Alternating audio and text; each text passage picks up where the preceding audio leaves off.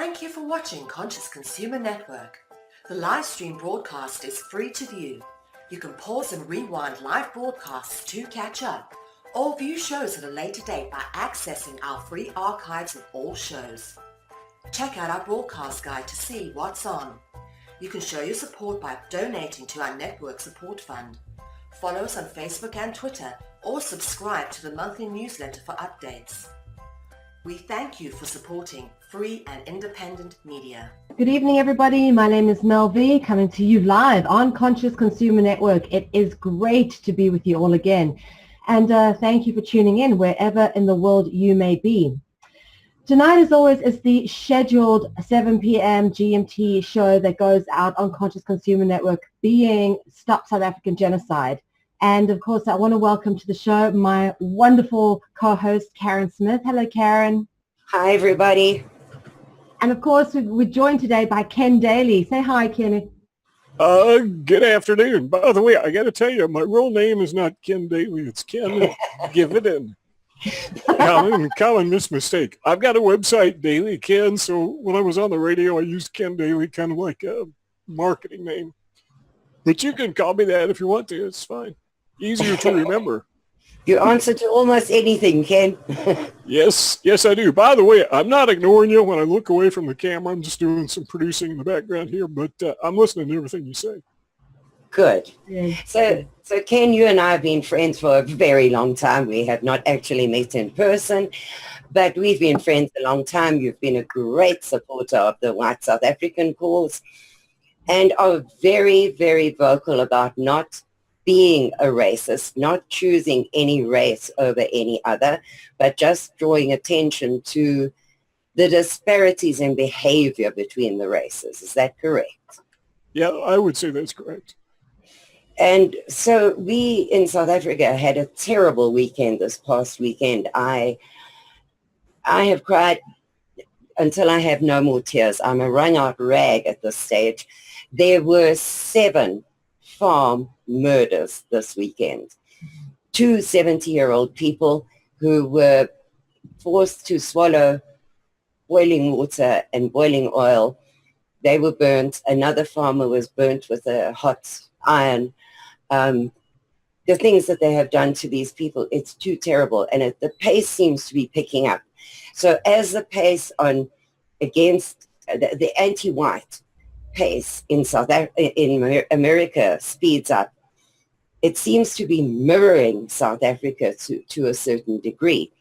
And that is why I feel that Americans and Europeans should be keeping a close eye on events in South Africa, because they are happening in your country now, but at a much faster pace than they happened in South Africa. Yeah, that's so very true. What I like to tell people is that we need to pay close attention to South Africa, because that is the harbinger of what we can expect in the United States. One of the things, guys, that, by the way, can I call you guys? Is that okay? Yeah. Do you say that in South? Say what? I promise we won't call you sexist. Okay, cool. You call people, guys in South Africa. Hey, Karin. Yes, we do all the time. So you're not a sexist. It's okay. Oh, cool. Well, You're an honorary South African. Yeah, in the UK, they say mates, and in Australia, they say mate. So I don't know what they say in South Africa, so I figured guys would work. But Bookie. Yeah, do what? Okay, that's a new one to me. I haven't heard that one before. What's happening in South Africa is a harbinger for what we can expect to happen in the United States. I shouldn't say what we should expect to happen. I should say what we actually are seeing happening in the United States. Because, as Karin, you just mentioned, it's already occurring. Now, if you express any frustration or disappointment or opposition to the displacement of Western peoples, that is white people, then you are immediately stigmatized and demonized as a racist, which is totally insane. But the reason they do that is because it works. And also because they're racist and they hate us. When I say they, I'm talking about cultural Marxism and that whole genre of the far left. they really do hate us and they want us destroyed. I could go in that a little more in detail later why that is. But what we're seeing happening in South Africa, what was it, 1994 when apartheid fell? Yeah. Okay, what we have seen happening in South Africa is a regression to the norm in Africa. So if you go back to sub-Saharan Africa before Europeans showed up, what you had is a culture that was effectively, what would you call it? I hate to say caveman because it wasn't caves, but yeah, no, anywho, they just did not have virtually anything. They lived in dire poverty. They had no real medication of any kind, no health care of any kind.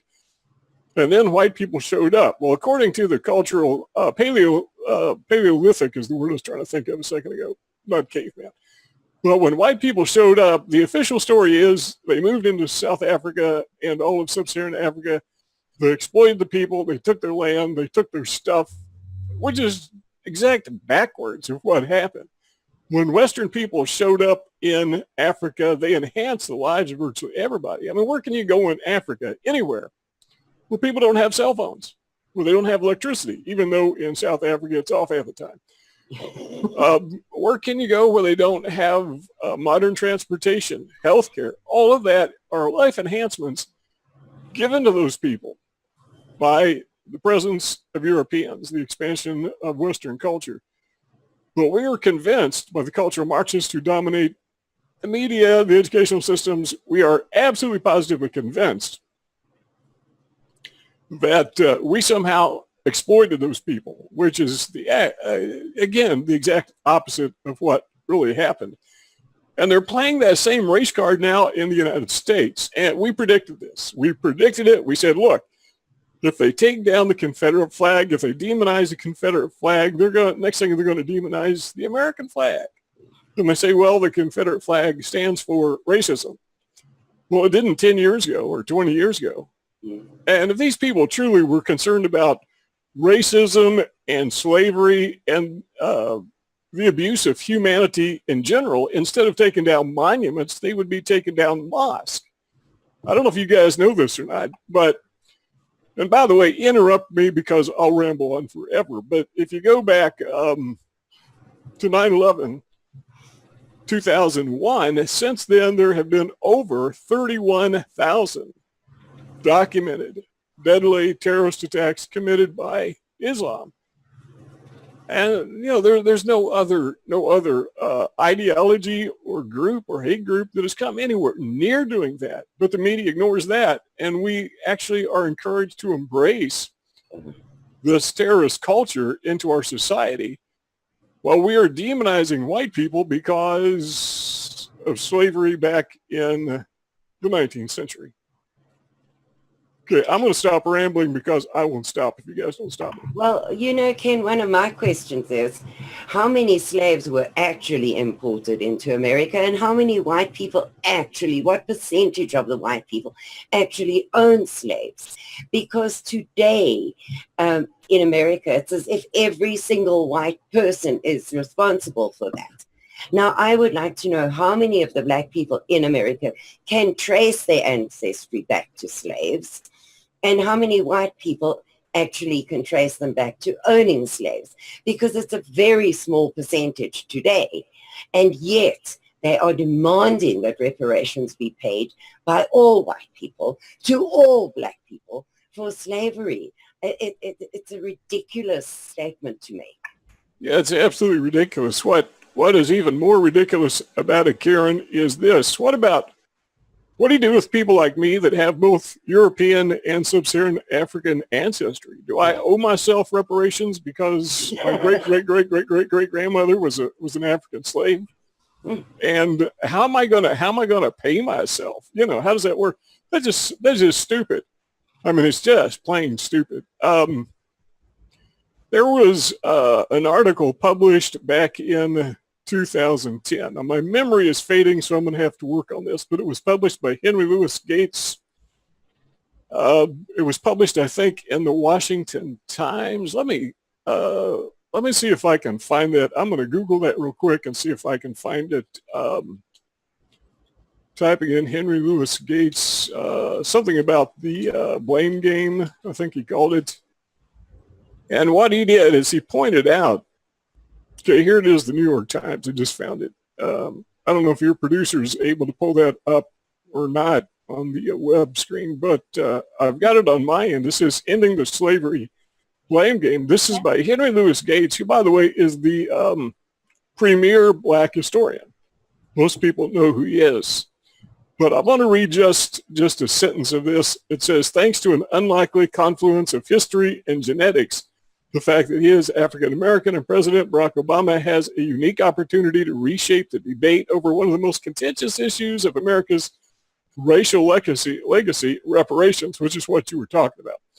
The idea that descendants of American slaves should receive compensation for their ancestors' unpaid labor and bondage. Then it goes on to say how absolutely positively stupid it is. And here's the reason. The people who were brought to the United States from sub-Saharan Africa were slaves before they came to not just North America, but all of the Americas. And you ask how many slaves came to the Americas, I don't remember, but I think it was like 400-some thousand that were brought to what is now the United States or North America.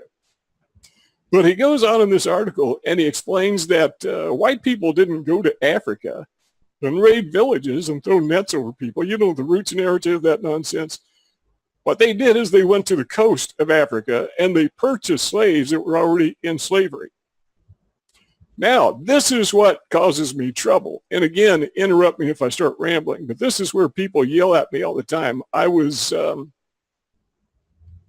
We had a young black student from Harvard University that came on my stream a couple times, and he just flat out screamed at me for talking about this.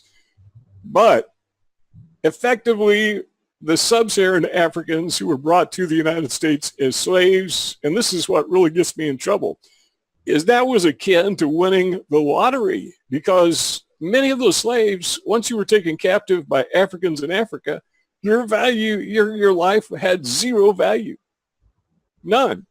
In fact, cannibalism was very normal in sub-Saharan Africa. So if you were taken into slavery, there's a good chance that you weren't going to survive, because they literally held those people like cattle. They ate those people. It's horrific to think about it. But the reason we bring that up is nobody's talking about it except people like Henry Louis Gates. He's an honest historian. He'll tell you the truth. So when we brought these people, I say I didn't, but when those people were brought to the United States, it was like winning the lottery, because once they got here, they were given shelter, wood frame homes most of the time, sometimes log cabins. And by the way, nobody in the United States, except for a privileged few, lived in really nice houses. Everybody lived in wood frame homes. You know, Abraham Lincoln lived in a log cabin, one-room log cabin. They were given food and shelter. They were given health care. They were taken care of. Extremely different from what they experienced in sub-Saharan Africa. So does that answer your question, Karin? Yeah, absolutely. Because there again, there's the similarity between the slavery in the United States and the suppressed blacks under apartheid in South Africa. They were given homes. They were given a homeland. They were allowed to be ruled by their own kings, chiefs, whatever. They were built hospitals. They were built schools. They were built churches. They were built airports. They were built roads. They were given sanitation. The biggest hospital in Southern Africa was built specifically on the edges of Soweto. If everybody knows what Soweto is, it's a black area on the outskirts of Johannesburg, where Nelson Mandela lived for a while. But the biggest and most incredible teaching hospital in Africa was built for them. And yet they demand today that we give back everything to them, the land, because when we arrived there, we arrived to this wonderful developed country with, 15-story buildings and airplanes and whatever. And because I've seen that online, that actually we are lying. When we got to Africa, we stole the cities, we stole the cars, we stole their science, we stole. It's just absolutely unbelievable to me. But the problem, as you said, is that the leftist media, etc., controls everything, including the schools. So if you are some poor innocent child and you get this rammed into your head at school and have to write exams on it, how do you know any better than that is what happens? And it scares the hell out of me, Ken, that worldwide our children are being indoctrinated into a version of history that never happened. Yeah, it never happened. And what amazes me is that people actually believe this. But that's the way the human mind is configured. Whatever we see is what we believe. Now, there's a principle that we need to keep in mind. Is we say that we if we see it, we believe it, but many times the actual opposite is true. It's not that we believe what we see, but we see what we believe. Yeah. Now, if we believe that white people are racist, that's what we're going to see. We'll see white racism everywhere. Well, the truth of the matter is, you know, there was a white guy by the name of Edward Jenner, I had to stop and think of his name, who invented the vaccine that ended the smallpox virus. It's a white guy. Now, we hear about these racist white people. There was some British soldier back in 17 whatever that allegedly he claimed that he circulated blankets to Indians that were tainted with the smallpox virus. He actually said he did that. Now, whether he actually did it or not, I seriously doubt it, because he made the claim while he was in a fort that was under siege by Indians who already had the smallpox virus. And plus, the smallpox virus is largely circulated through the air, not through blankets, even though it can be. So the guy was probably making a claim that was not true.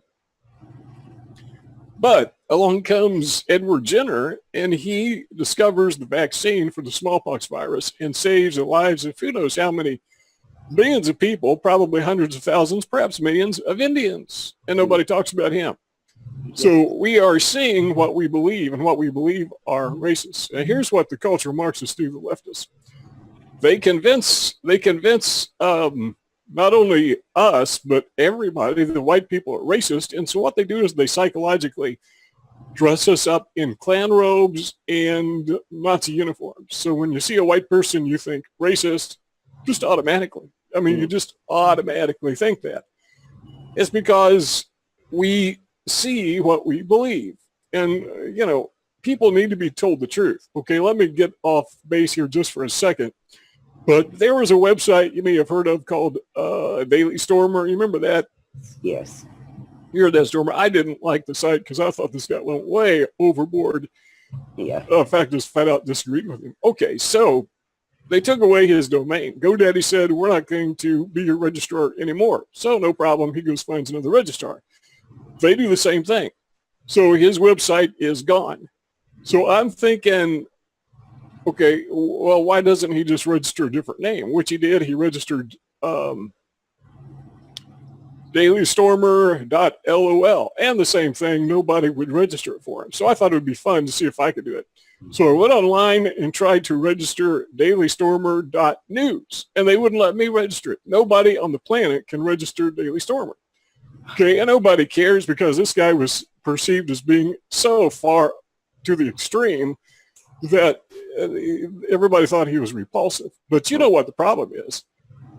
They have now set the precedent to go after people like me and you. All they have to do is convince themselves and everybody else these people are racist.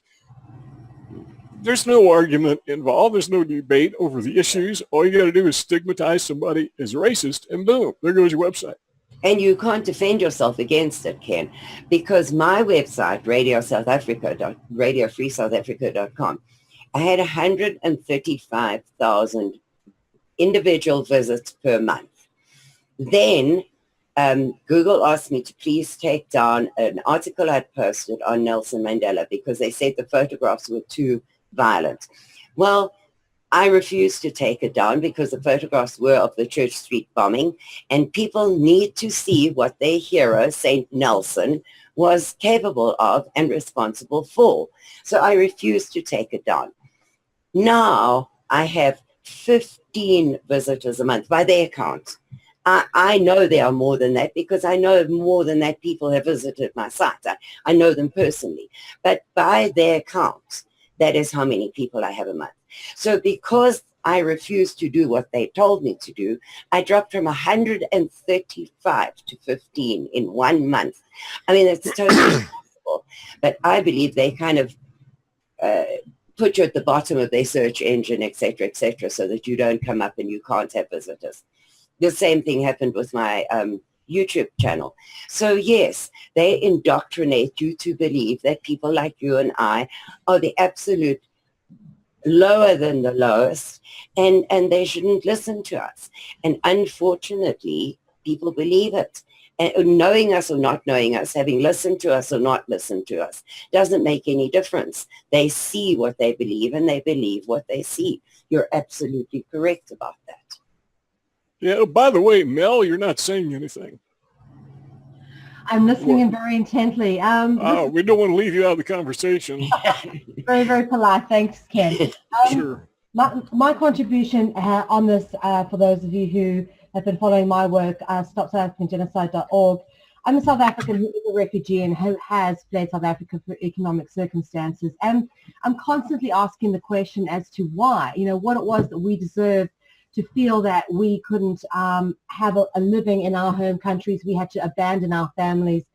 So it's interesting to hear the American perspective, Ken, and I hear you talking about it from that point of view. And it actually triggered a light because there seems to be a lot of agents provocateurs going on out there who are perhaps promoting and really pushing into the public consciousness things such as the Canadian genocide of the native children in the Indian residential schools that were run by the church. Now, although it is terrible what happened to those kids, and the statistics do speak out for what happened in those residential schools, which was appalling.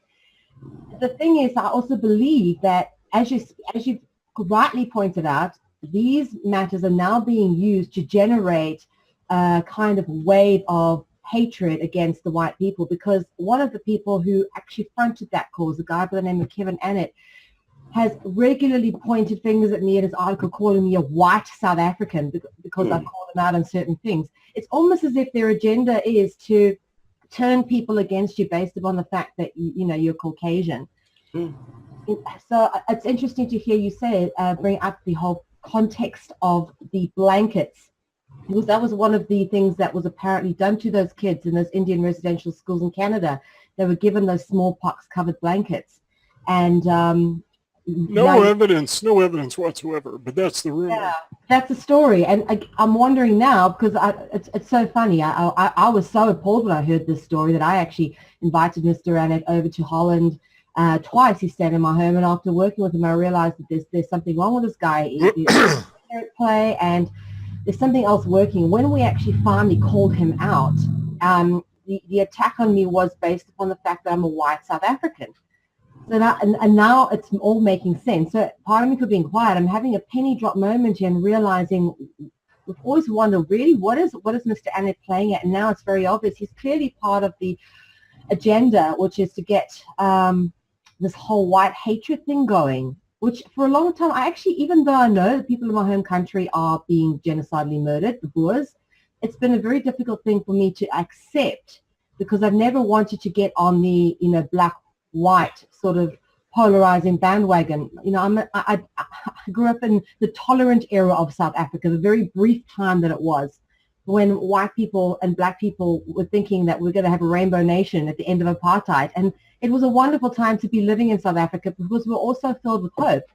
But, that is where I've come out of. It's where my essence is. And I don't see people as black or white. I just see them as people.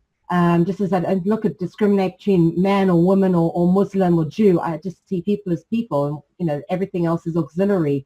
I'm not overly attached to the external locus of identity. For me, what determines character is your spirit and your intent and your heart. So this whole polarizing thing was something I pushed very hard against. But I have to say, the more information comes forward, the more I'm beginning to realize that they are trying to take it. And the question we have to ask ourselves, and everyone keeps saying, why? What happens when you get rid of the white people? So I'm interested to hear your perspective on this, Ken. The question is, what happens when white people are gone? In my opinion, there will be a regression to the norm. Now, you got to keep in mind that somebody did a study one time, and I cannot document this. I heard about it, so I assume it's true.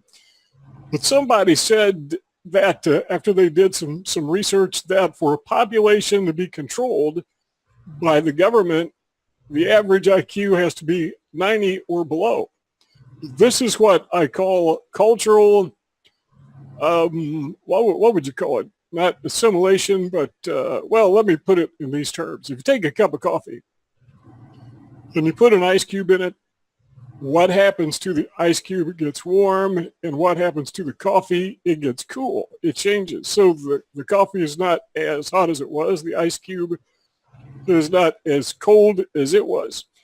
That's what they're doing to our cultures. They take the United States and they bring in millions of people who have IQs ranging from 70 to 85. Well, what happens is the overall average population diminishes significantly. And we become a population that can be controlled. By the way, I don't know if you know this or not, but statistically, I think it was 86% of Muslims in America voted for Hillary Clinton. Surprise? So why do they want these people coming in the country? Because they're going to vote for Democrats. And why is it that in South Africa they want hordes to invade their country from sub-Saharan Africa to be around these horrific white people? Well, they're taking over the country. They're just easier to control. It's just that simple because they tend to vote for the far left. So what's going to happen once white people are gone? It's real simple. Take a look at Haiti. Take a look at any nation in sub-Saharan Africa. Or if you want to do this, go back in time to, I don't know, to the time of David Livingstone. And what he found were people living in abject poverty. That's the direction we're going.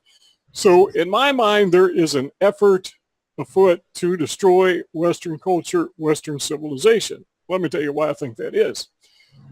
I believe it's because cultural Marxists, which are also economic Marxists, by the way, have this insane notion that everybody should have an equal amount of wealth.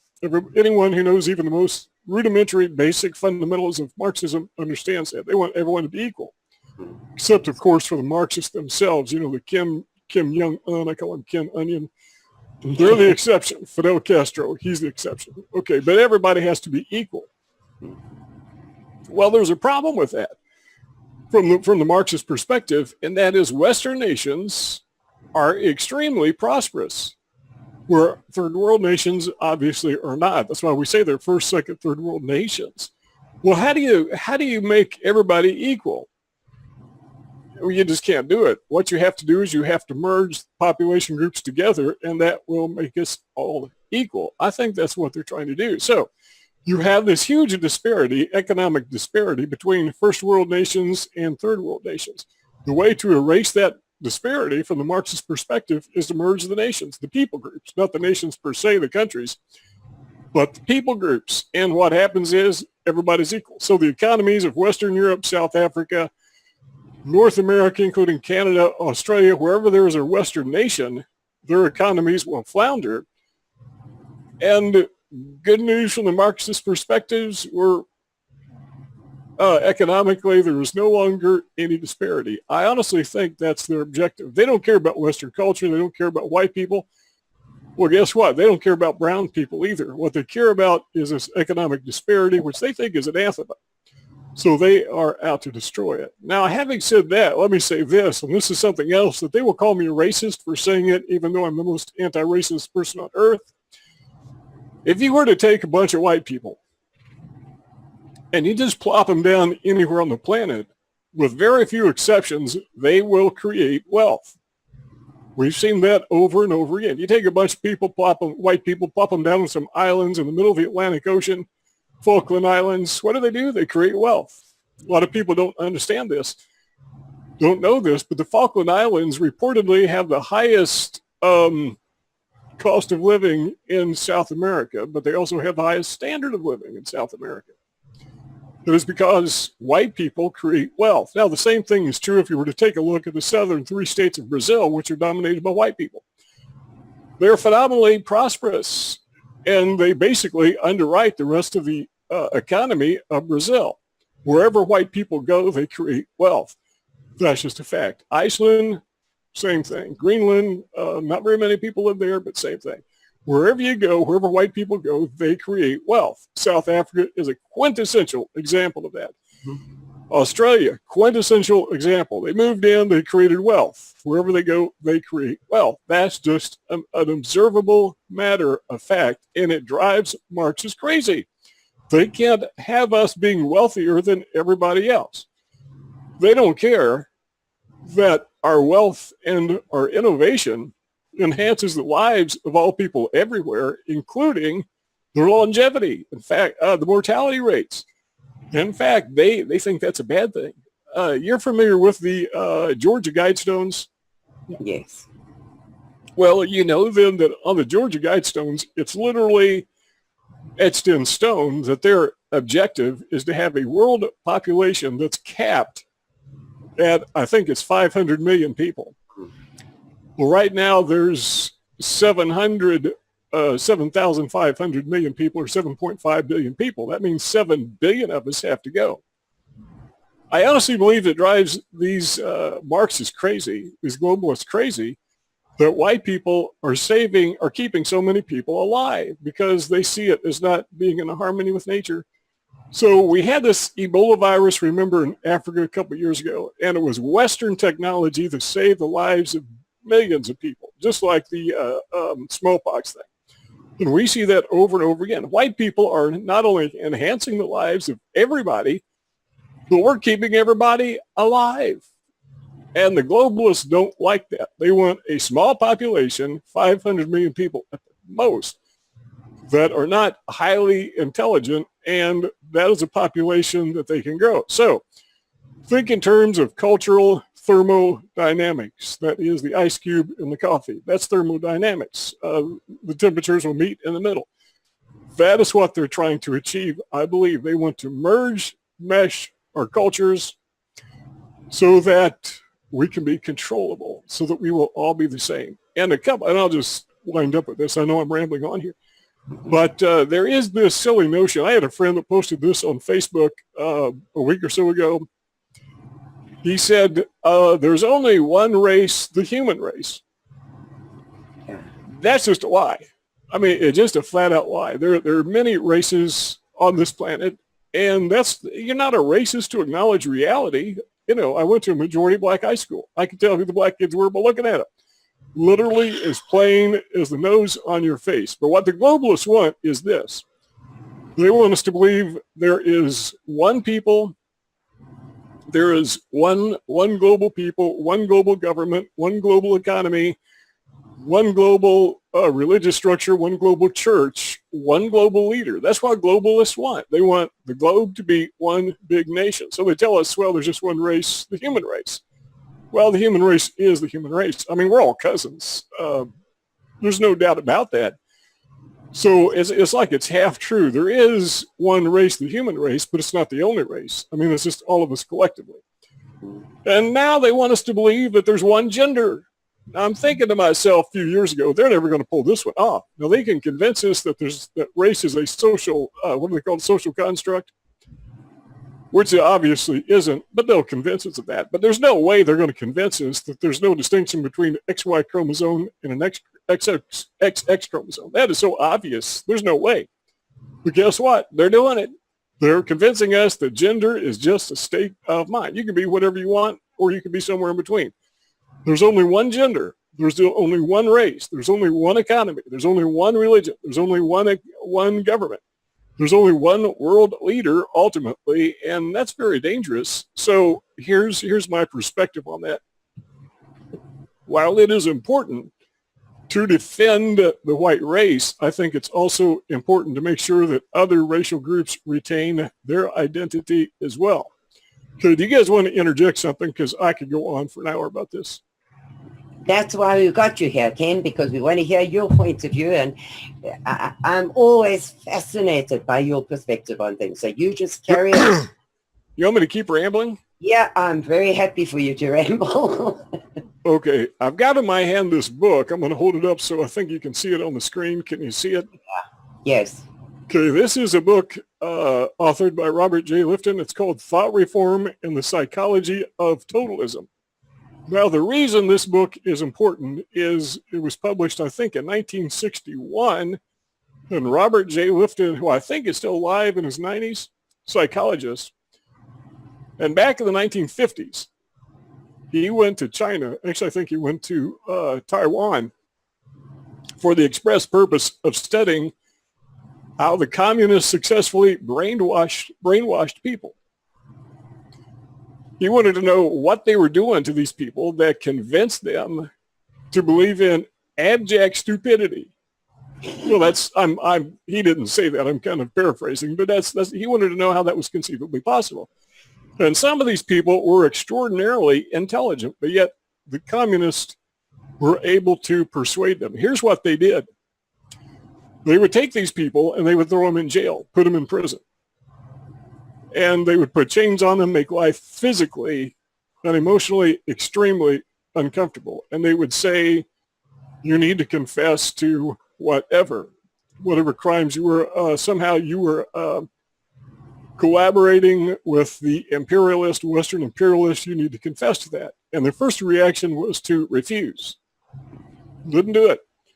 So they would make their life a little more uncomfortable. But if you just confess, we'll take your chains off. So they'd confess. They're lying, they know it, but we need to get rid of these chains. Then guess what? They'll say, we don't think you're telling us everything. So they put the chains back on them. They would make life very uncomfortable.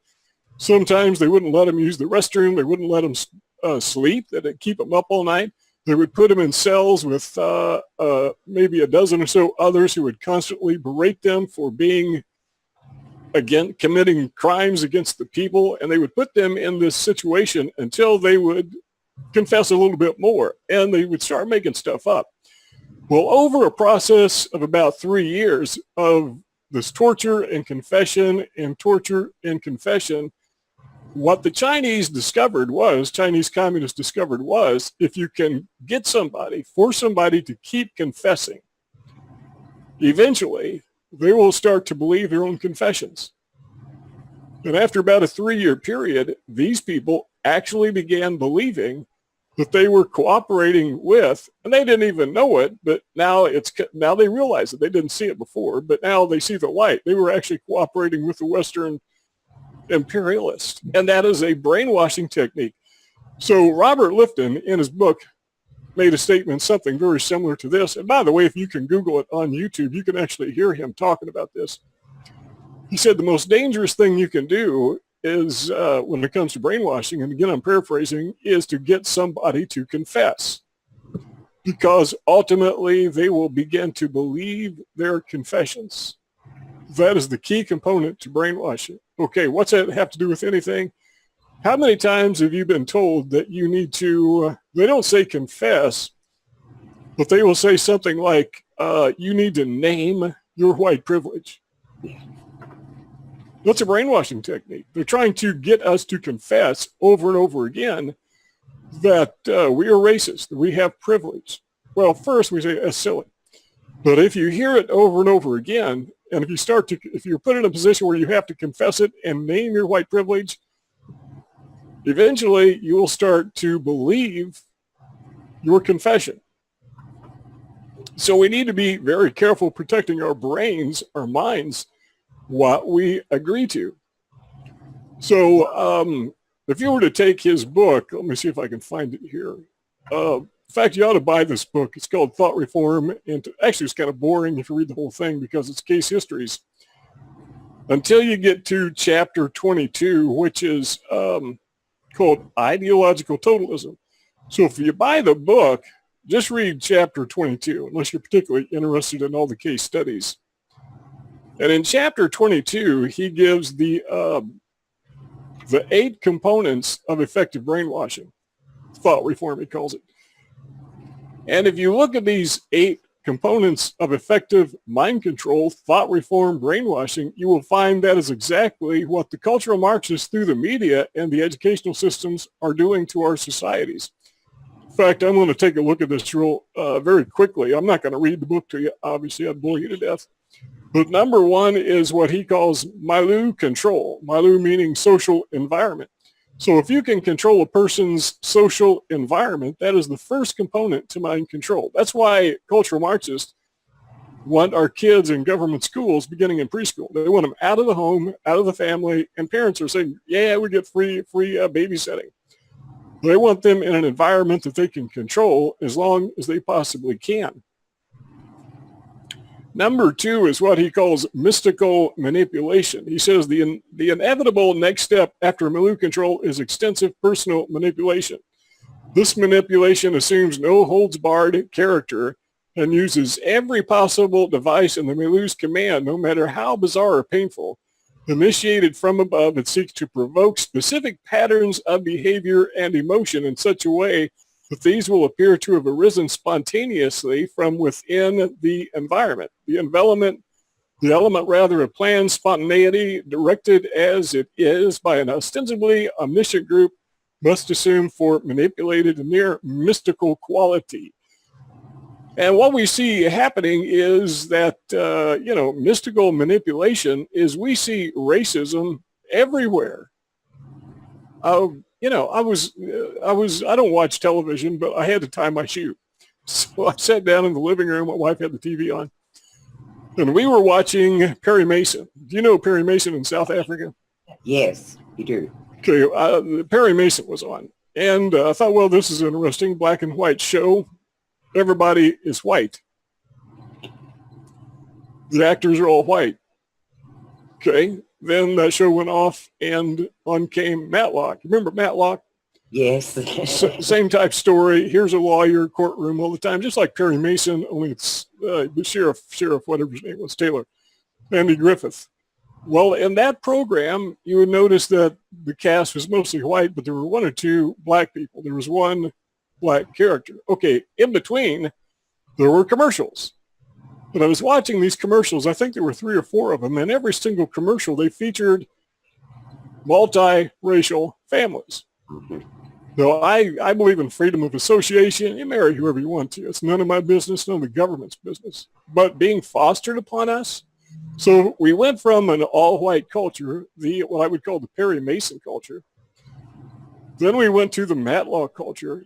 And now we have the commercial culture or the multiracial family. You know, one commercial had 2 older white people, obviously grandparents, and they were playing with their little granddaughter who was part black. They are getting inside our heads. That is mystical manipulation. It just, as he said, it just emerges, it appears to emerge spontaneously from culture. Okay, number 3 is this, demand for purity. There is absolutely, positively no toleration whatsoever. We cannot tolerate the Confederate flag. We cannot tolerate Confederate monuments. We cannot tolerate monuments to Jefferson and George Washington. We can't tolerate the American flag. Eventually, they're moving in that direction very rapidly. We cannot tolerate anything that disagrees with us from the Marxist perspective. That's why Daily Stormer came down. Now, I don't like Daily Stormer. I've read it. I said, oh, geez, what is wrong with this guy? Mm-hmm. But that's just a pretext. They are just setting us up, and other websites we know are going to come down because these people are extremely intolerant. So that is point number 3, was a demand for purity. You have to be a pure, good Marxist. And one of the components of this is what he called, let me just read another sentence. Don't mean to bore you to death. He says, at the level of the relationship between individual and environment, the demand for purity creates that we may term a guilty milieu and a shaming milieu. That's what cultural Marxists do. They shame us. They make us feel guilty about being white. They shame us into, we're forever explaining that I'm not a racist. We have to make, they use this intimidation factor, and it works. It's a brainwashing technique. If you don't agree with them, they will shame you. They don't use logic. I mean, if liberals were logical, they would not be liberals. They'd be conservatives. So logic has nothing to do with it, but they use other techniques like shaming us into agreeing with them. If you don't believe this, then there's something wrong with you. You're racist. You're an evil person. You're a bad person. And so, well, I don't want to be a bad person. And they use social rejection. If I was sitting in a Dairy Queen a few years ago with a friend. I may have mentioned this to you before, Karin, and we were talking about history and about the fact that there were thousands of free black people who owned black slave labor in the United States. The first legal slaveholder in the United States, Anthony Johnson, was black. The largest slaveholder in South Carolina, 1860, at the onset of the Civil War, was black. There were a large number of black soldiers who bore arms during the Civil War for the Confederacy. The first military officers, black military officers in American history, served the Confederacy. The last Confederate general to surrender, field general to surrender, was a Cherokee Indian. He was the chief of the Cherokee Nation that voted to support the Confederacy. There were 7 Indian tribes that fought for the Confederacy. So we were discussing these things. And there was a woman with, I'm guessing, her 2 or 3 grandsons sitting at the table next to us. And she got mad and got her kids, and she stormed off and went and sat somewhere else because she didn't want to expose their minds to this racism. Well, it's truth. Reality in their minds is racism.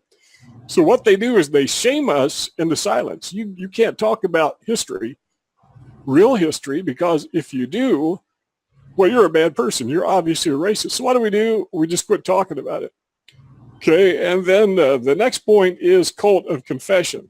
We already talked about that. And by the way, he's applying this to dangerous religious cults as well. That if you want to convince somebody of anything, get them to confess over and over and over again, and they will come to believe their own confessions. Then the next point is what he calls the sacred science. I lost track of what point I'm on here, but there's 8 of them. Sacred science is you believe a science that is not true, as if it were true, because it's sacred. You just have to believe it. And this is kind of like the global warming thing. You don't need any science to back it up, but it's scientific because, well, it just has to be because you believe it. I mean, that sounds very weird, but that's, why is it that there are, 1 million Hindus that believe they're related to cows? Sacred science. I mean, it's not real science, but, they'll go to extremes to prove that we're related to the cow. That's just part of human nature, and cultural Marxists exploit that component of our psychology. So the sacred science is that white people are somehow genetically evil. And they will even tell you, they've done studies with newborn babies, and they can detect in the reaction of newborn babies when they show them photographs of black kids or white kids, that the little white babies will make a face. So, that's fake science. It's baloney. That's nonsense. But they will say, see, there we have science that white people are innately racist. You're just born racist. There's nothing you can do about it. The next one, and I love this one, is called loading of the language. What they do is they interject terminology into our lexicon that reinforces their perspective. And you could probably just off the top of your head think of a million of these things. Probably the first one is the word racism itself. If you were to go back 100 years, say 1917, and talk to just about anybody and ask them about racism, so you go back to New York City, 1917, stop somebody on the street and ask them, what do you think about racism in America today? Well, the term had not yet entered our lexicon, so they wouldn't know what you're talking about. So that is one of many that they have interjected into our lexicon. White guilt is another one. White privilege, that's part of their lexicon. That's a part of their language loading. They interject these terms and terminologies into our language. Well, homophobia is one. Islamophobia is another one. all these words that end with phobia. Those are language loading terms, and we just accept them. And because we're using those terms, and we obviously must believe what they say. The next one is this: doctrine over person. That is to say, the ideology is more important than the individual themselves. So you may wonder, how is it conceivably possible? This just drives me crazy. Feminists, I call them pseudo-feminists. They are so outraged that women are abused and mistreated, as well they should be, except for Muslims. Then it's perfectly okay. That doesn't make sense. How is that conceivably possible? It is because the doctrine is to destroy Western culture, Western civilization. The doctrine is not to advocate women's rights. That's just an excuse, a pretext for destroying the traditional Western family. So they say, at one time, they say, we are advocates of women's rights unless you're Muslim, and then we embrace you. Totally nonsensical, contradictory. The next point is the dispensing of existence, and he says this: the totalist environment draws a sharp line between those whose right to existence can be recognized and those who possess no such right. In the cultural Marxist perspective, there are some people like Daily Stormer who have no right to exist.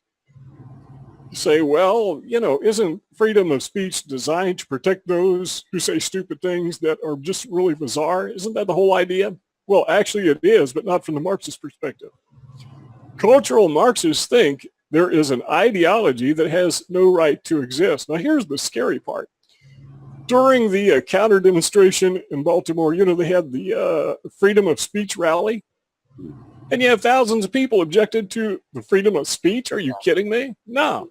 But you would see signs that were being held by some of those counter demonstrators that said something like this: stop pretending your racism is patriotism. So they were equating patriotism with racism. If you're a patriot, you're obviously a racist. And so they have zero tolerance for patriots. If you love America, if you are grateful for the founders of this country, what they did, if you are grateful for the fact that Western innovation has enhanced the lives of everybody, you're a racist and you have no right to exist. That's what Dr. Lifton calls the dispensing of existence. So you just don't have any right to exist. Those are the 8 points. Anywho, I would encourage everybody to get this book. And if you think it's boring, just go right to chapter 22, and you don't have to read the rest of it. He lays it out. Now, by the way, I've heard this guy on YouTube, and he's not a conservative by any means. He makes fun of Ronald Reagan. He's a liberal, but he's honest. When it comes to brainwashing, or he calls it thought reform. And you don't have to do that. You can just go right to YouTube and type in Robert J. Lifton, and his lecture is like a half hour, I think. And you can actually listen to him as he goes through these 8 points, components of brainwashing, thought reform, and explains it. So we get a kid at preschool age, and we start brainwashing them at that age until they are unable to distinguish reality from what is not real.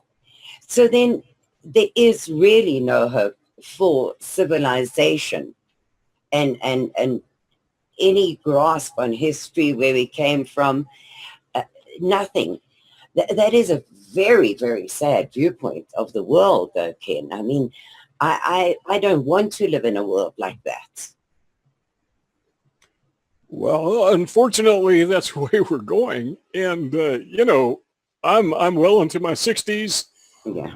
And I have had the privilege of living in the United States of America during its apex, 1950s, 1960s. And by the way, we are right now at the apex of human civilization in terms of technology. But, I was tremendously privileged, not white privileged, but privileged to have lived in this place at that point in time. I didn't know it, but I was living at the very height of human civilization. I don't want to live in that world, but I'm not going to have to because, statistically, I'm going to be dead at age 78. Yeah. Now, having said that, let me say this. The year was 1973, and I went with a college group to visit London, England. It was, the idea was to study the life of John Wesley. And so we went to London and we visited all the sites that pertain to John Wesley and a lot of other sites. During the, 1 week or so that we were in London and surrounding areas, I can recall seeing a black guy who was selling ice cream outside a museum. Bought ice cream from him, by the way. But the whole time we were there, that is the only person I saw in England who was not white. Now, I know at that time there were, a lot of black people living in England, but we didn't see them. Everybody was white. That was, help me with the math, 73, how many years ago was that? 43 years ago? 43 years, yeah. Geez, man, am I that old? That's amazing. But in those, 40 some years, our culture has been inverted. We're being destroyed. It's being overrun. And we're basically incapable of stopping it.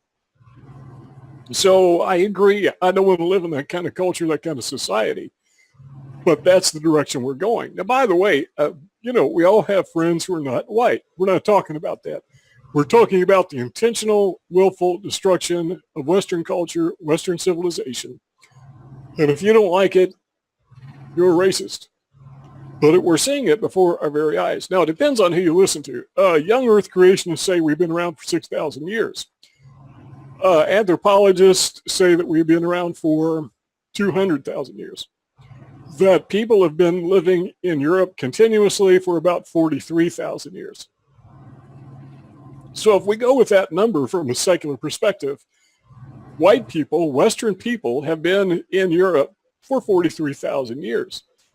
And archaeologists can go back and they can, they find carvings that date back to, I can't remember what they call that original era now, but they dig up carvings and they look at them and they say, those were white people. We have dominated, existed, well, almost exclusively, what is now Western Europe for 43,000 years, or 6,000 if you're a creationist. And in just the last 43 years, we've thrown it all away. And I say we, I didn't, because I wasn't given a choice in it. Well, back in 1965, we had an immigration policy in the United States that the number of immigrants by percentage had to reflect the existing population by number of percentage. So if there's 12% black population, then the immigration rate had to be 12% black or lower, couldn't exceed that. So that existed up till 1965, and then they did away with it. It was called the Immigration and Nationalization Act of 1965, I think. I can't remember the official name of it off the top of my head. In 1965, I was 12 years old. And what I remember back in that time were Corvettes, and playing on the playground and going to school. I had no idea that the federal government had just given away my future and the future of my children and grandchildren and progeny for effectively forever. Nobody knew it, but let's put it in this context. Back in 1965, I would go to school, and without warning, we would have air raid drills because the Cuban Missile Crisis, you never know when the communists are going to drop an atomic bomb on you. So they would herd us all out into the hallway, and we'd have to get down on our hands and not our hands and knees, get down on our knees, put our hands in the back of our head, and protect ourselves in case our school was blown up. Which they probably ought to do that now that the Muslims are invading our country. But so we were protecting ourselves against a nuclear attack. What we didn't understand was the nuclear attack did strike, figuratively speaking. And that nuclear blast was the 1965 Immigration and Nationalization Act. That was the bomb. That was the nuclear bomb that destroyed the United States of America. But it was done subtly. We did not know it even occurred until we saw the fallout. Some 43 years later, we see what they're doing to us. And when they passed that legislation in the United States, they were passing similar legislation throughout all of Western Europe and Australia simultaneously. I'm not a conspiracy theorist, but I think the cultural Marxists did that by design. I think it was intentional. If I keep talking, I'm going to lose my voice. but you're fascinating, Ken. That is why I like having you on the show, because you give us such a broad perspective on anything. My passion makes my viewpoint very narrow. My passion for white South Africans, my passion for saving them, my passion, there's only so many hours in a day that you can study things, and I have to study those things. So it makes me kind of lose the bigger perspective, but you have a firm grasp on that. And it puts things worldwide into perspective for all of us. Because for me, I can compare what's happening in South Africa with what's happening in the USA and draw comparisons all day long. But the bigger perspective which you are giving us, I have to admit that if I did it between 3 and 6 in the morning instead of sleeping, I might have time and energy for it. But I do have to sleep sometimes. So I really love having your perspective, because you look at it so clearly and explain things so simply that anybody can understand. Because what is happening in South Africa now is accelerating at such a pace that one can't keep touch anymore. And it is really frightening how the hordes are overcoming the small number of people there. And I don't know that as you've just said, we didn't do it. We didn't see it coming.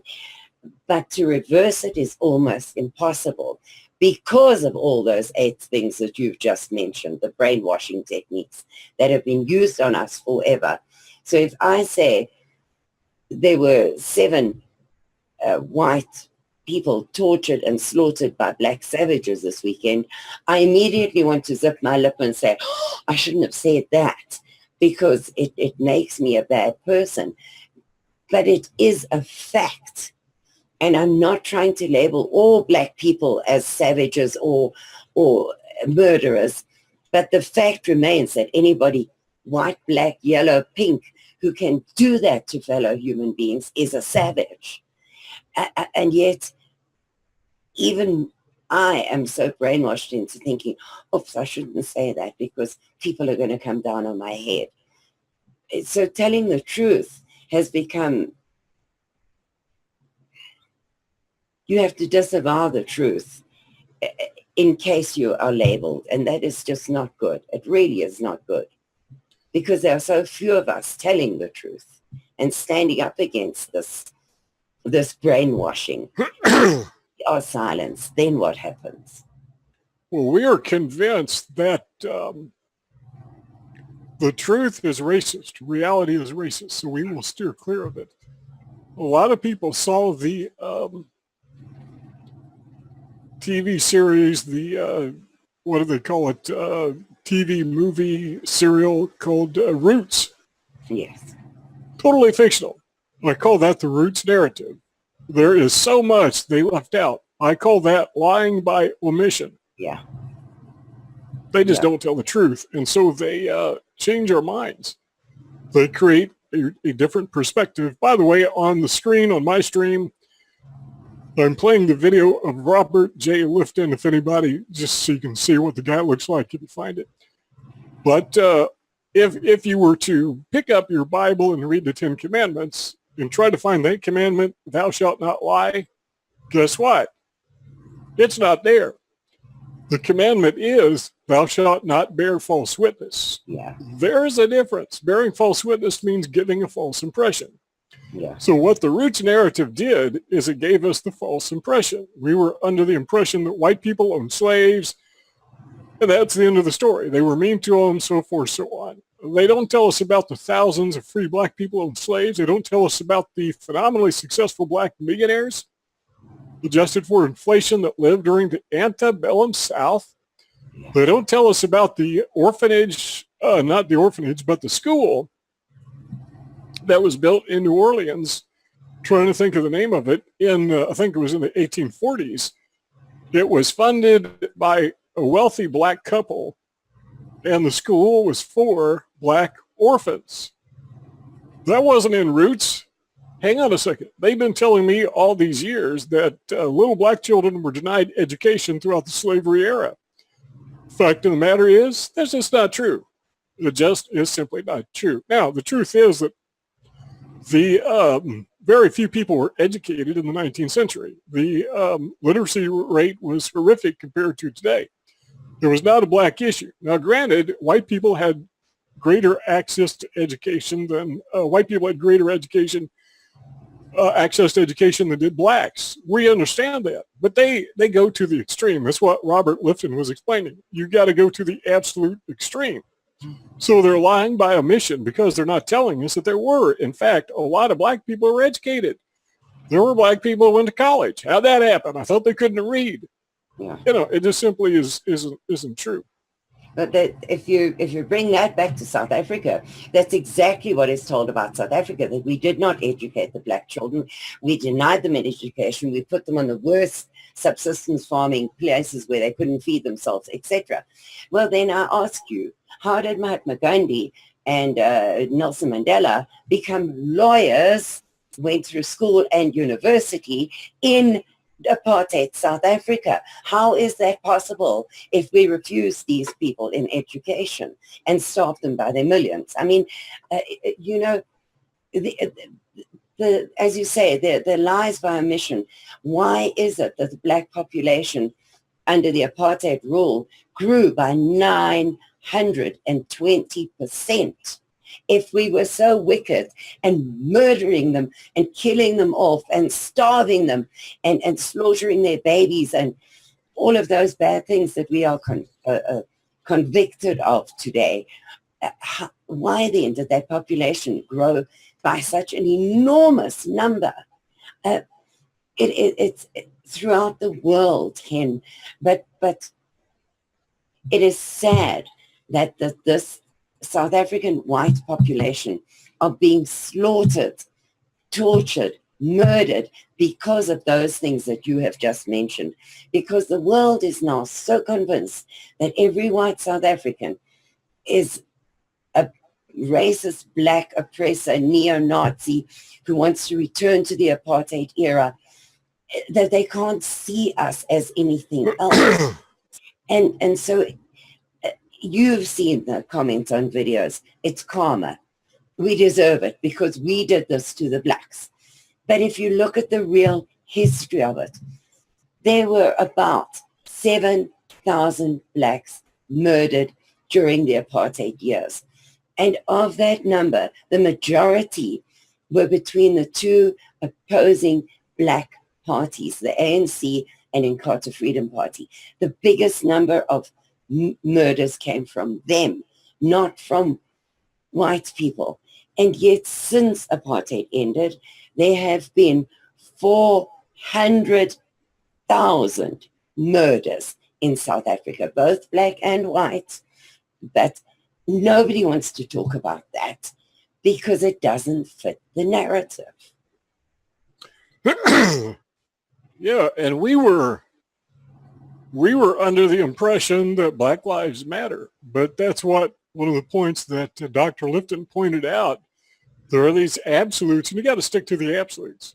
So yeah. Black Lives Matter under a given scenario, a narrative, within the confines of their little box. Black Lives Matter in there, but okay, take one of those black South Africans who was murdered by another black South African. That black person's life does not matter. No. However, had that exact same person been in Chicago and assaulted a police officer and been shot dead, then that black person's life would have mattered. No, I have on the screen, people on my stream can see it, a photograph of, I'm guessing maybe 300 or 400 elementary age students. This photograph was taken back in the 1800s. It's kind of obvious from the photograph. Photography wasn't very well developed back then. But what is interesting about this photograph, and you look at all these little kids, school children, sitting in neat rows, neatly dressed in their uniforms before some kind of a school structure. The thing you immediately notice about these kids is they're all Indians. We're told that white people came in and massacred all the Indians. Well, why do we still have Indians? But this tells a different story. White people are educating little Indian children. So we've been told a narrative. We've been told a paradigm. We've entered into a paradigm of delusion. Yeah. And do not get outside the flock. You know, yeah, have you ever seen a photograph, or if you grew up on a farm, you've seen it firsthand. You've got these sheep, and around the sheep are the sheepdogs. What do you call them? Sheepdogs, I guess. German shepherds. There you go. And they're keeping the sheep in line, and if one sheep dares to get away from the flock, the dog chases them back in. So we have to believe the delusion, the paradigm, the narrative, the cultural Marxism feeds us. And if we dare stray away, you've got this German shepherd that chases us back into the flock by accusing us of racism or extremism or white supremacy or all those other hate terms and pejoratives they use to attack us. And then I wanted to draw the comparisons between the statues falling in South Africa, and 2 years later, here we're doing the same thing in the United States. That for me is just horrific. And the blindness of people, the refusal to look at South Africa as the blueprint for what is coming to your country. I can tear my hair out in frustration, because they're in very slow time. You can see the comparisons. It started with Rhodes must fall, then Kruger must fall, then everything that leads back to Jan van Riebeeck must fall. Then, you know, and then they were burning pictures, priceless, beautiful artworks. They were pulling out of the universities and burning them, and burning books and burning everything. And so here it is 2 years later in the United States. Now, if we learned from what was going on around us, and if we looked at what was going on around us, could we not have foreseen this and stopped it happening? Could we? Well, I think we could have very well, but that's one of the reasons they didn't tell us. So Mel, did you want to say anything? You've been kind of quiet again. Mel's always very quiet in the background there. Always. I'm learning. I'm always learning. Yeah, it's interesting, because we are seeing a very similar thing that's happening in South Africa playing out across the world. And I've been saying this for a very long time. I've been writing about this for almost 10 years now. And, you know, people kind of have the impression that South Africa is this little country that's stuck sort of there, and, you know, what happens there doesn't affect the rest of the world. And South Africans within South Africa have that impression, like, you know, it's too bad here, and it's not like this anywhere else. But they don't realize that actually, you know, what they have there is just what is about to happen everywhere else. So this is the message to people in South Africa, is that, you know, you're not alone in this. This is actually happening in other parts of the world. You're not just stuck down at the bottom of Africa. And in fact, this is the reason why South Africa has always been used as a political testing ground, is because it was so far away from the rest of the world, so that they could get away with doing absolutely anything and pretty much spin it however they wanted in the mainstream media and the international press. And, you know, one of the best examples, of course, of this is the whole, and we've done this many times, Karin, but the two things that when you're a non-South African, you think of, you know, if you're not very educated, is, you know, maybe the name Nelson Mandela, and you know apartheid. Yeah. Both those things are so grossly misrepresented in the international media. Both Nelson Mandela and the whole apartheid hype and spin and era has been totally misconstrued to the point where it's made to be a blight on the consciousness of white South Africa. And, you know, when I try to explain this to people, I get a lot of black people coming and pointing fingers at me and going, oh, you're just an apartheid apologist. I'm going, what am I apologizing for? I didn't do anything wrong. I came from the generation that wanted unity, that, you know, believed in the Rainbow Nation, and is just as disappointed. And in fact, I've had to, you know, become a refugee from my own country as a result of what's going on there. So why must I apologize for, you know, what people I had no contact with, no control over, what they did and what the policies they made? I'm one of the victims here. You know, I can go on to explain. I had a grandfather who actually was working in the capitalist mines, and he was killed in one of the biggest mining disasters in 1960, the Colesberg mining disaster. It's one of the biggest mining disasters in history. So, you know, we've suffered, even as white people, we've suffered at the hands of the globalist capitalist agenda, which has, you know, milked South Africa of its resources to fund the entire thing that's been going on. I mean, a good example of this is how Cecil John Rhodes actually set up in his wills amounts of money that went towards funding the roundtable groups we now know as the Trilateral Commission, the Council on Foreign Relations, Bilderberg Group. Huge amounts of funding came from Rhodes's estate into getting that all going. And it actually says in his first will that he wants all of his estate to go towards the creation of what eventually will be the New World Order, which was at that time riding under the banner of British imperialism. Now it's, you know, Americanism, or whatever you want to call it, capitalism. But at that time, that's what it was. And again, where the roots of that is another whole long story, and where it all goes back to and who's ultimately controlling everything is another matter up for debate. But what we can't ignore the fact that South Africa is very much central and pivotal to the whole global conspiracy and the whole agenda that's playing out, where we're going to end up having huge amounts of the human population genocided, as you mentioned, as per the Georgia Guidestones.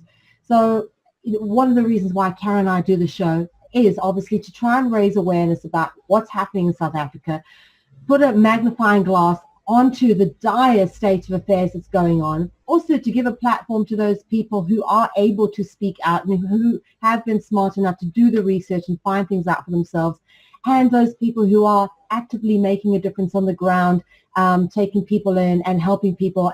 Karin's doing very much the same, helping people immigrate to the States, those that can get out. But there are many, many more who are stuck in dire poverty without the aid of the state. And this is basically what we're going to see sort of unfolding in America, is these FEMA camps that have been set up all over the show are going to be put into action, and they're going to be very much used in the same way the white squatter camps are in South Africa at the moment.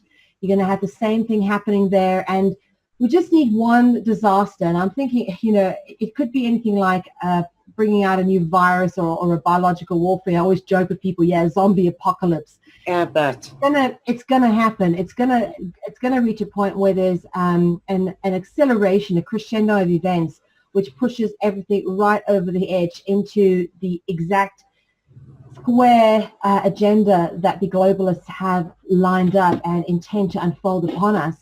And South Africa, unfortunately, has been the resources that have facilitated this.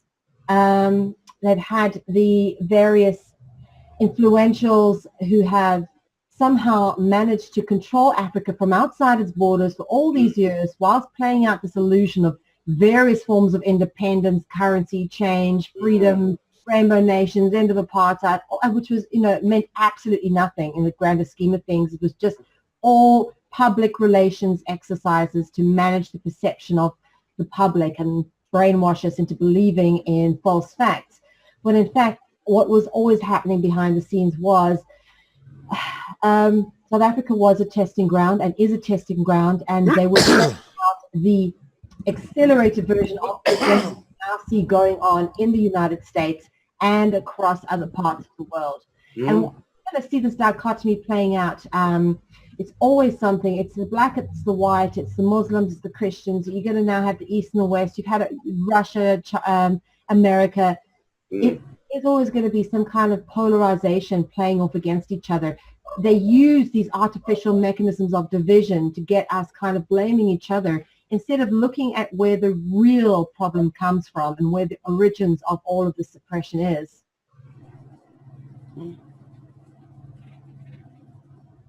Feel free to jump in, Ken.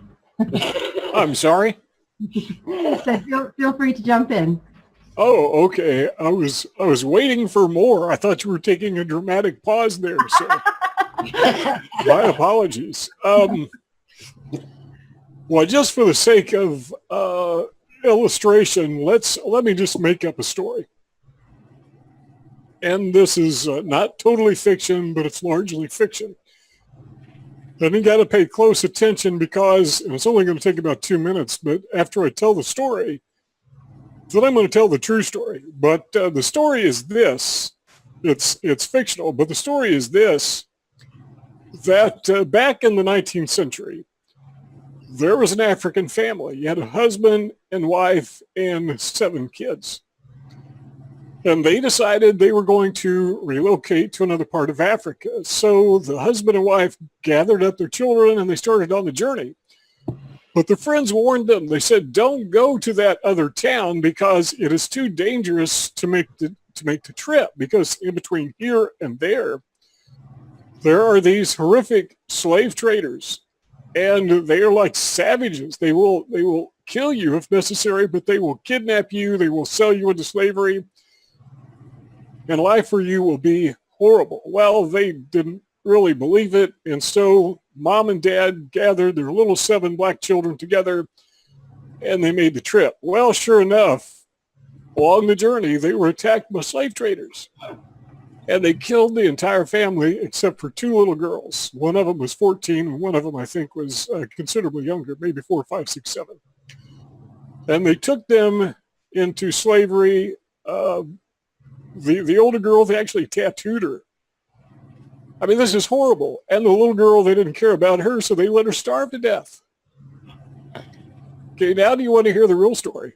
Okay, the real story takes us back to 1850, and it's not in the United States. It's not in Africa. It's in the United States. And the family is not black. The family is white. This is Roy's, R-O-Y-S, and Mary Oatman. They had 7 children, ages 17 to 1 year old. And they decided that they would relocate. These people, by the way, were Mormons, and this is back again in 1850. So as they were making their trek to their new location, they were attacked by Indians. First of all, the Indians approached them and asked for tobacco and food. And once they won their confidence and they let down their guard, they were attacked. The story says this: at some point during the encounter, the Oatman family was attacked by the group, and all were killed except for Lorenzo, age 15, who is brutally clubbed and left for dead. That is a teenage boy. Olive, age 14, and Mary Ann, age 7, were taken to be slaves. So they thought the 15-year-old boy had died. He actually survived and was able to tell the story later. So they took these 2 little girls into slavery. The older girl was made to work. She was tattooed. The little girl was totally worthless. I don't know if they raped these girls or not. The story doesn't tell us. But they just wouldn't feed her. They left her to die. Well, eventually, the older girl was able to escape after several years, but in the interim, they were sold to a different tribe. And so this is a case that was repeated over and over again throughout American history. When white settlers were attacked by savage Indians, and this began back in the colonial era, by the way. It wasn't just in the mid-1800s.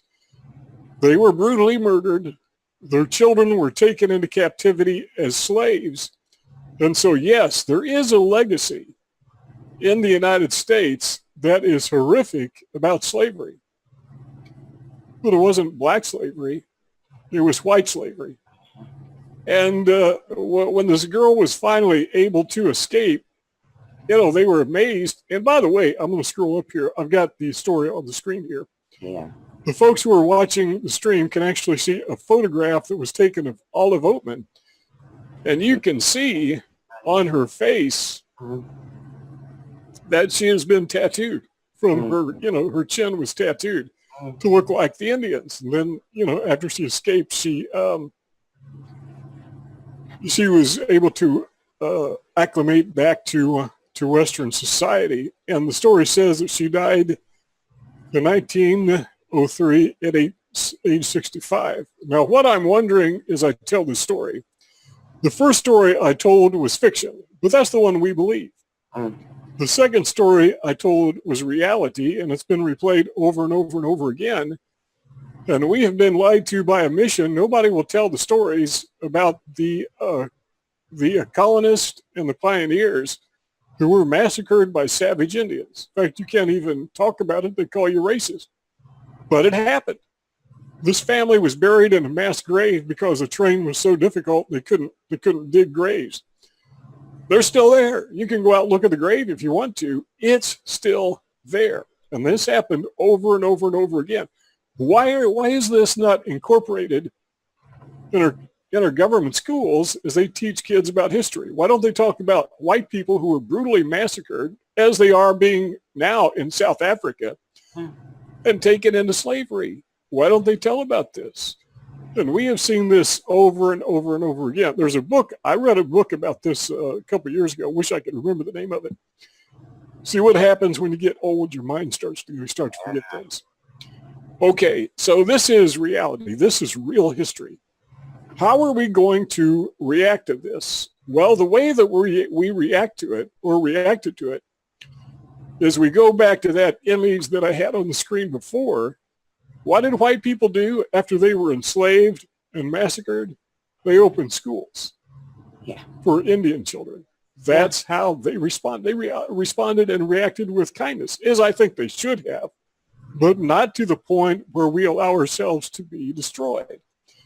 I'm wondering, considering that so many white people were massacred and taken into slavery, kind of like Roots, only it was white people being taken into slavery by Indians. Well, why don't we go around and take down all the monuments to Indians?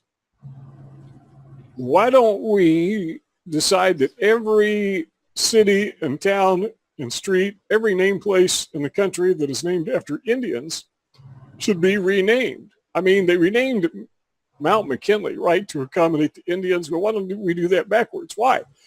Because Indians were brutal. Not all of them, but they were brutal, just like some of the Confederates were brutal. Not all of them. Some of the slave owners were brutal. Not all of them. But most of them, it's kind of like adopting children. Sometimes adopting parents can be very mean to their kids. Most of them aren't.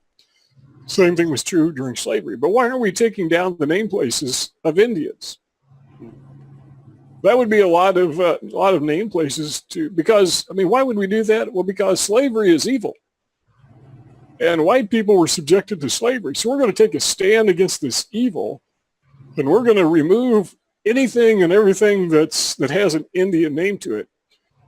That would be a lot of renaming. Well, we all know nobody's going to do that, but we're going to focus exclusively on white people who had slaves, who treated them extremely, extremely well. And once again, if we really cared about slavery, if we really cared about the abuse of humans, we would not be taking down monuments. We'd be taking down mosques. We would be kicking out the Muslims. These people are disingenuous. They don't care about slavery. They don't care about the history of America. What they care about is destroying Western culture, and they use that little component as a pretext to do it, ignoring 99.9% of reality as if it were not there. Okay, did you want to interject something before I go on? Well, Ken, you talk about taking down all the monuments, renaming everything. They've done that in South Africa.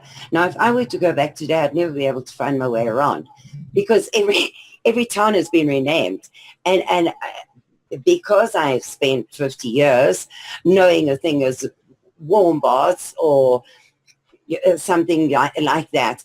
Pretoria is now Shwani, and Transvaal is now Gauteng, and I would never be able to find my way anywhere in South Africa today because every street name, every city, everything has been changed. And now they're going to change the name of South Africa as well. Azania is maybe going to be its new name. They haven't made up their minds about it. So they do go to those extreme lengths. And what is disturbing about that is the cost of it. It is not renaming a street. It is changing it on all the maps, changing it in everybody's stationery. The cost of it is enormous. While today, the latest figures on unemployment, etc., came out, 57% of youth under 20 years old, under 30 years old, are unemployed. So could they not take that money that they are throwing down an endless pit and use it to uplift the people instead, their own people? The government is black. They should be using money to uplift their people. They've got all these rules in place, 119 race-based laws, supposedly to help their people. And yet, 50% of them are unemployed. The country is at junk status. They need to be at 6.9% GDP for the next 10 years in order to uplift these people. It's not going to happen. So as you say, they don't care about the people. They really don't care. It's all in what they can get the people to believe about them and feel that they're doing well. It's scary, Ken. It really is scary. Well, let's take this example. Mel, did you want to interject something before we go on? No, carry on, Ken. Okay, well, let's imagine, I like to use this analogy because I think it fits so very well. But let's imagine the day that you were born. To me, that was back in 1953. That's a long time ago. But imagine the day I was born. There was somebody standing there with a video camera. Okay, I know there were no video cameras in 1953, but this is just an illustration. Somebody was standing there with a video camera and recorded my birth or your birth.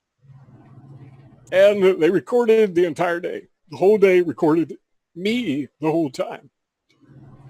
And then when they wrapped me in a little bundle or wrapped you in a little bundle and took you home from the hospital, they recorded that too. I mean, they got in the car with your parents or whoever, and the camera was never turned off. Your first day, your first week, your first year, your entire life, everything you did until you died at age 100, everything you did was recorded. Now they're going to take this 100-year-long recording and they're going to play it at your funeral. Well, the problem is that the funeral's going to last 100 years. You can't do that. So what they're going to do is they're going to go edit this video down to 5 minutes. So they're going to play the 5-minute recap of your life at your funeral. Well, the guy who's doing the editing doesn't like you. And so as he reviews through portions of this video, he finds the worst things you ever said, the worst things you ever did, you know, when you swore, when you used profanity, maybe you stole something, maybe you cheated in school. Those tiny little snippets, they're going to take, the producer's going to take out of that video and compress it into 5 minutes. And that's what they're going to show at your funeral. 5 minutes of you lying, stealing, cheating, you know, having temper tantrums. And when people watch that video at your funeral, they're going to say, this was a horrible person. That's what they have done to American history. They have edited out nearly all of the good things that we have done and accomplished. And they leave in only the worst of the worst. And then they lie about it. They make it worse than it actually was. But that is what our kids are being taught American history. Now, you asked earlier, Karin, what is life going to be like when white people are gone? Well, just imagine how they're going to teach history 50 years from now, 100 years from now. Yeah. White people didn't invent the light bulb. Some black guy did that, and white people took credit for it. The Wright brothers did not invent the airplane. Actually, some black people did, and the white people took advantage of it. And that's the way they will rewrite history. So 100 years from today, after white people are gone, the perception of us will be that we were like demons. We were horrible people because they took our history and they edited it down to 5 minutes with only the worst of the worst. And then they lied about that. They made it even worse than it actually was. That's what our children and our children's children have to look forward to. And it's not going to be a very pleasant thing unless we do something about it. And by the way, that's why the cultural Marxist and the economic Marxist absolutely positively despise the internet. What they don't want us doing is what we are doing at this very moment. They can't stand it because we're telling the truth. They don't like the fact that I'm showing photographs of hundreds of little Indian children being educated by white people. Karin, they don't want you going on the internet telling the entire world that white people are being massacred in South Africa and it's epidemic.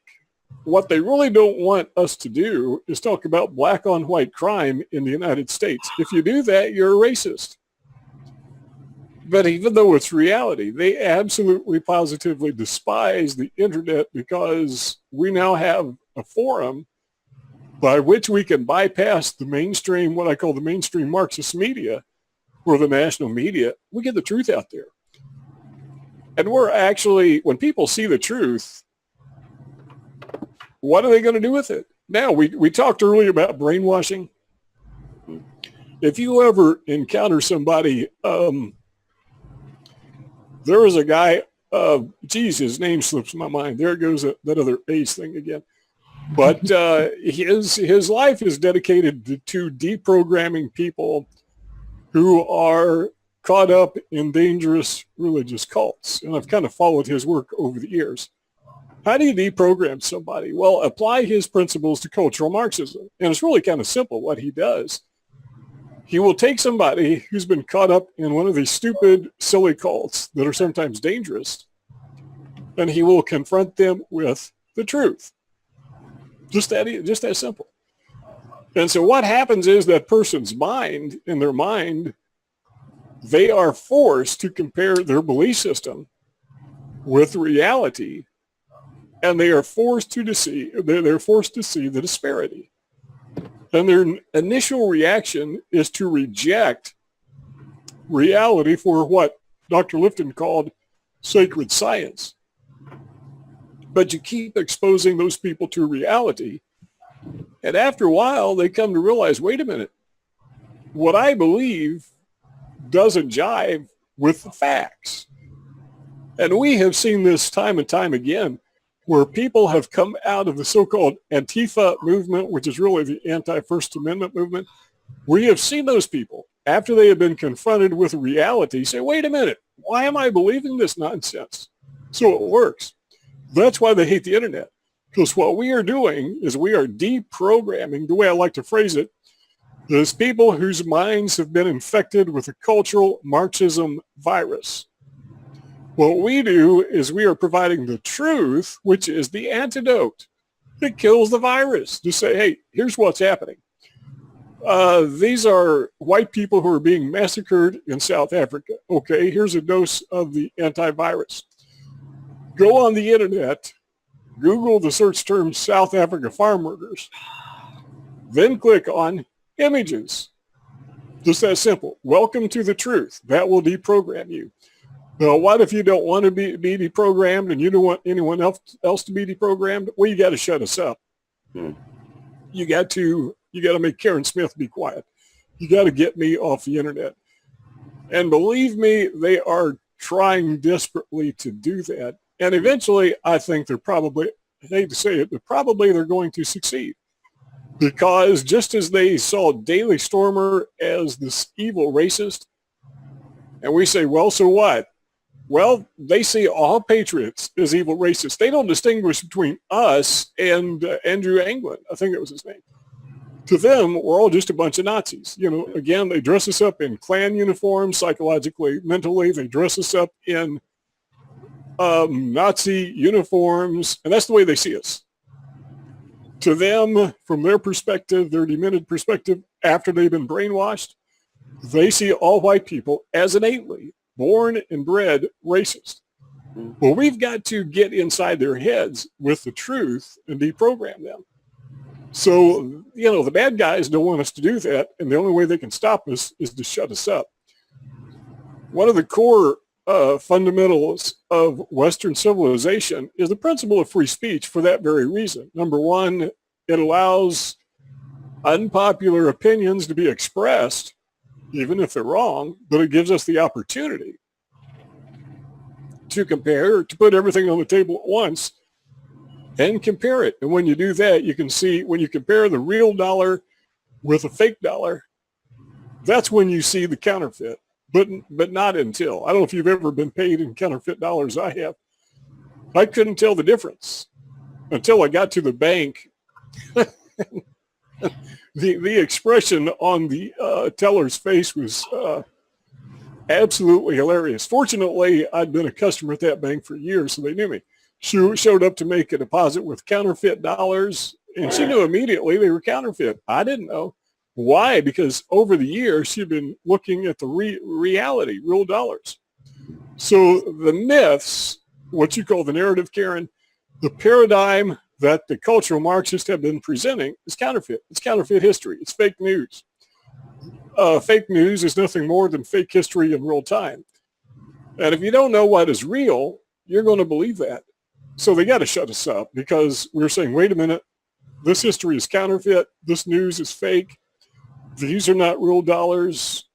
They can't have us doing that because they're liars. They live in this false world. And sometimes I just wonder, do they know that? I'm sure there are cultural Marxists out there who are preaching this horrific dogma of Marxism who actually think they're right. But I think there are many others who have to know that what they're teaching is wrong. Yeah. Except for the outcome. They think it's okay to lie and deceive and destroy because in the end, we're all going to be equal. There's going to be 500 million of us. We're going to live in perfect harmony with nature and the evils of free market enterprise will be gone. That, to the end of it, they believe in. But they've got to know that we're not racist, some of them. They've got to know that. They know they're lying. They've got to know that their distortion of history is, in fact, a distortion of history. They got to know that. They justify it because the end justifies the means. That's my opinion. Well, Ken, the politicians in both countries, both Congress here and Parliament in South Africa, they of everybody must know that they are lying through their teeth because their story changes depending on what is the best way for the wind to be blowing today. And the Zoomers in South Africa had to hire a British PR firm to bolster the looks of what they were doing, robbing South Africa blind. Well, they were caught in the act, and it's become an international incident right now. But surely both sides of this pond between South Africa and the USA, surely both groups of people in charge or supposedly in charge of the countries know that what they are giving us is total nonsense. They of everybody must know it because, as you know, their story changes. Nancy Pelosi, for instance, has walked through those halls in Congress since 1979 and never wanted those statues to come down. Never until this week. So they know they're lying. They know they're selling a brand of nonsense. And the country just falls in line behind them. It's ridiculous. So we have to conclude that up until this week, Nancy Pelosi was a racist.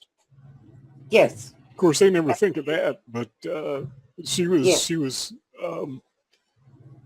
complicit to racism by not condemning the Confederate statues. Yes. Or the statues of Washington and Jefferson, for that matter. Exactly. And all the rest of them have walked through those halls every single day that they managed to be at work, which is not many days of the year, but those days that they were in DC. They have walked through that hall blindly, didn't realize, didn't know. What is their excuse today for suddenly becoming aware of this? It's craziness. It is craziness. And I can't, as a human being, find it very difficult to wrap my head around all of this, because they are blatantly lying. And do they really take the population for such idiots? Do they think that we don't see it? Well, unfortunately, many do not see it. But having heard you say that, I can't help but to wonder what's next. What today is okay, but tomorrow it's going to be racism, or it's going to be sexism, or it's going to be something else. Yes. If you listen to the science guy, Bill Nye. I call him Bill Deny, the science guy. Yeah. He did a video a few years ago where he was explaining the difference between the XY and the XX chromosome. That was solid science. Well, now they have what Dr. Lifton calls, what does he call it again? I think mystical science. Yeah. Well, now those chromosomes don't make any difference. Well, I'm wondering... To the same guy, he's out there today saying that it's a social construct, being male or female. The same man, Ken. Same man, yeah. Sacred science is what the term I was thinking of. So that is their sacred science. Their science is there is no distinction, that it's all a social construct. But 10 years ago, they were saying just the opposite. And the same thing with global warming. It's not global warming, it's now climate change. Yeah. How do they not know that they're being hypocritical? Well, I guess in their minds they must justify it or they wouldn't do it. Well, Ken, surely from a personal point of view, all you have to do is look out your window at 3 different hours of the day and you will know there's climate change. Surely. I mean, this we don't need millions and millions and billions and gazillions of dollars all around the world to convince us of this. You just need to look out the window and the climate changes. So they take the population for absolute fools. I mean, that guy, the architect of Obamacare, he straight out said that the people are so damn stupid they'll never catch on to this. So that is what they believe, and they refuse to see that we're not. By the way, that's the 5-minute warning. Yeah, we were talking earlier about the language loading terms that are used to brainwash us. And one of those terms is climate change denier. Yeah, yes. I've never met a climate change denier. Like you were talking before, like you said before. All you got to do is look out your window. We know climate is changing. There's no such thing as a climate change denier. No. But that's what they call us. It's a language loading term that they interject into our lexicon. So if you don't agree with them, it's like you're denying the law of gravity. In fact, I've heard people say that. To deny climate change as they present it is no different from denying the law of gravity. Totally absurd, but we are convinced that there is no difference between genders. There's no difference between races. We buy all these myths. These are sacred sciences that do not exist. But you better not deny the fact that cow is your relative, because if you do, you will be ostracized. You will be stigmatized. Nobody will talk to you. You will be shunned, to use a religious term. And so what are you going to do? Well, you're going to pretend the cow is your relative. Otherwise, you can't get a job. So you have to go along to get along, as they say. And it's absolutely positively horrific what they are doing to us, and just dare disagree with them. Try to establish what is reality and live in a real world and see how terrible it is to get outside that flock. I mean, you got the German Shepherds coming after you. They want to corral you back in. They're not corralling you. They are nipping at your backside. Ken, really. I mean, they're not going to do it gently. They long past that stage of just you're blowing the whistle and the dog chases you in. No, no, no, no, no, no, no. You know, they're not going to do that anymore. It's becoming vicious because it's not now enough to just name you. Look what they're doing to those people from Charlottesville. They're outing them on the internet. They've lost their jobs. They've lost their place in university. And they were not necessarily neo-Nazis or any of the other things that those people are being called. They were simply there. And that well, at least one of them was black. Yes, yes. What do they do with that guy? Well, he's also a neo-Nazi because you understand that by some scientific miracle, that's how it works today. So it is now becoming a thing that affects your entire life and your family and everything else. And so it's vicious. It is vicious now. And it takes courage to step outside that little huddle of sheep. And like you say, it is extremely dangerous. I'm thinking of the guy, you probably saw this in the news, who worked for, I think it was Google. Is that right? Yes, yes. Yeah, and he published something that had to do with discrimination against men. Mm. And he was just establishing some basic facts that men tend to be better at math than women. And he was condemned as a sexist because he strayed away from the sheepfold, strayed away from the fold. And so they fired him. Okay, well, what if he happened to be wrong? Do you fire somebody for being wrong?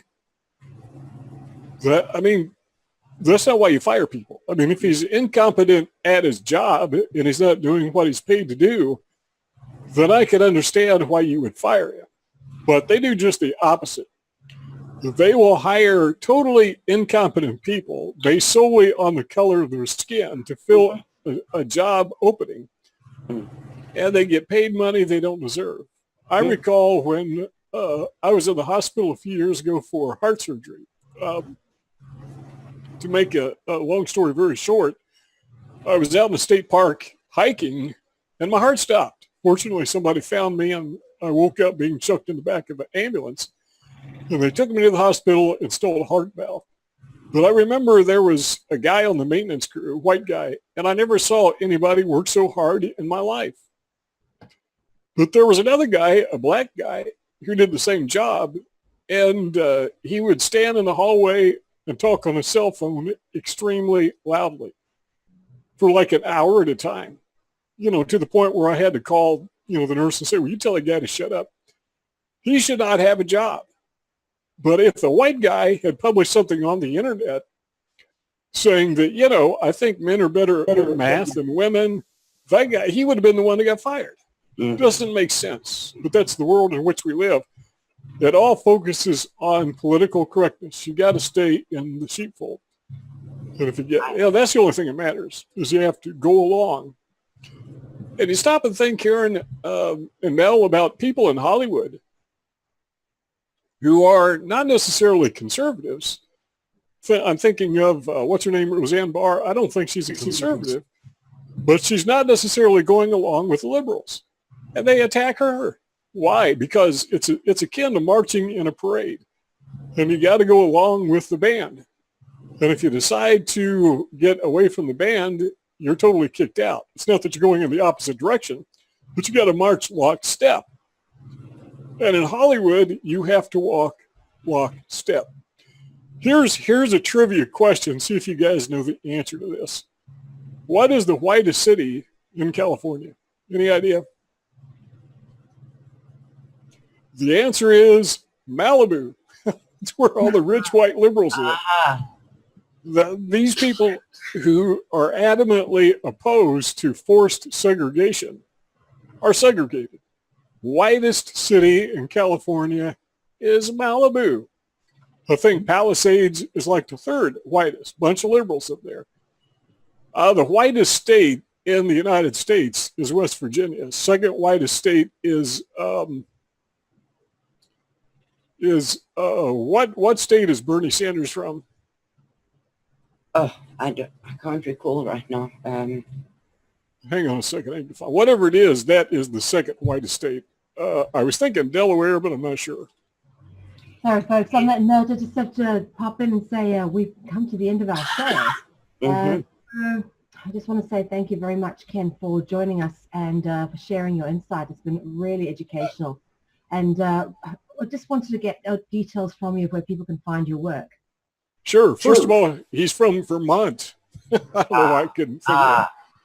But Vermont is the second whitest state in the union. Okay, you want my contact information?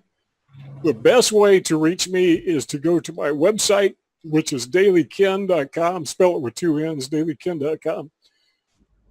And there's kind of a hub from there. You can find me on Facebook and on YouTube. And most of my emphasis is on YouTube. Thank you so very, very much, Ken, for jumping in and taking the spot today and for educating us. You have such a unique perspective on things. I could listen to you all day. Unfortunately, I can't talk all day. I'm even losing my voice now. So. But thank you very, very much, Ken. Okay, you are welcome. I appreciate you having me. All right, brilliant, folks. Thanks for everyone who's tuned in, and we will see you all again on Stop South African Genocide. It's been great being with you. From me, Melvi, take care. We'll be with you next week. Bye-bye. Bye. If we want to change the world, we must first change the media. Mainstream media exists for the purposes of indoctrination and manipulation of public perception. The world of free and independent media is growing, and with the upsurge in information now available in the public domain, it has never been easier to access free and independent media. The exploration of this information resulted in an experimental project which would provide a fully supported space for researchers, whistleblowers, and seekers of all kinds to express themselves and educate the world. On the 1st of January 2015, Conscious Consumer Network was launched to the world. Nobody thought we would make it this far, but CCN is the longest running free and independent media network of its kind. CCN is a unique collaboration of hearts and souls, bringing you information from different perspectives to educate and inform. Since we started CCN, we have had only one desire: the pursuit of a free, fair, just, sustainable world, and this has not changed. Having overcome many challenges over the last 2 years, CCN is here to stay, and we've got great things lined up for 2017. Help keep CCN on the air by supporting the 2017 Network Support Fund.